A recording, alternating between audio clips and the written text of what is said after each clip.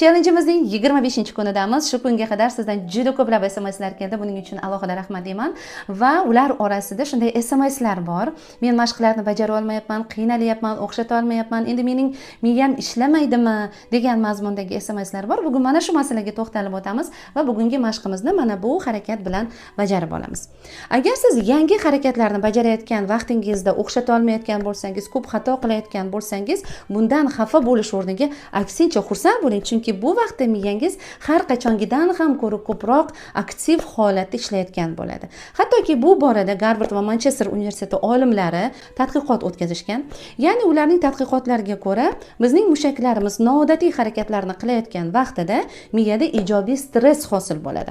Va aynan mana shu stress natijasida ko'proq neyronlar aktiv holatga keladi. Va bu jarayonga yana yangi passiv neyronlar jalb qilinib, aktiv neyronlar soni ortib boradi. Va ular orasida o'zaro aloqalar hosil bo'la boshlaydi va biz harakatlarni xato qilsak ham bo'shashmasdan takrorlashda davom etaverganimiz sari bu aloqalar mustahkamlanib boradi va yangi neyronlar yana jarayonga jalb qilinadi.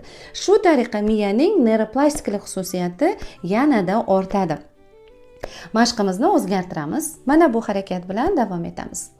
Shunday qilib barmoqlaringiz sizga bo'ysunmayotgan bo'lsa, aslo xafa bo'lmang, mashqni tashlab qo'ymang. Aksincha, aynan shu harakatni to'g'ri bajarishga, o'zlashtirib olishga qayta urinishda davom eting. Buni SMS'larda ham doim ta'kidlayman. Ana shunda sizning miyangizda yangi neyron aloqalar hosil bo'ladi va miyaning neyroplastiklik xususiyati tobora ortib boradi. Masalan, bugun mana shu harakatlarni o'zlashtirib olishga harakat qiling. Ana undan keyin ertaga yana yangi harakatlar orqali mashqni bajarib olishga va harakatlarni o'zlashtirishga urinib ko'rasiz. Ana shu tariqa miyangizda aktiv neyronlar sonini orttirib boraverasiz. Mashqimizni yakunlaymiz. Har kuni barmoqlar gimnastikasiga 3-5 daqiqa vaqt ajratish yetadi. Aziz do'stlar, agar bugungi mashqimizni qiynalmasdan bajara olgan bo'lsangiz, plus belgisini yozib qo'ying va agar sizga mana shunday ilmiy ma'lumotlar qiziqarli bo'lsa, sahifamga obuna bo'lishni ham unutmang.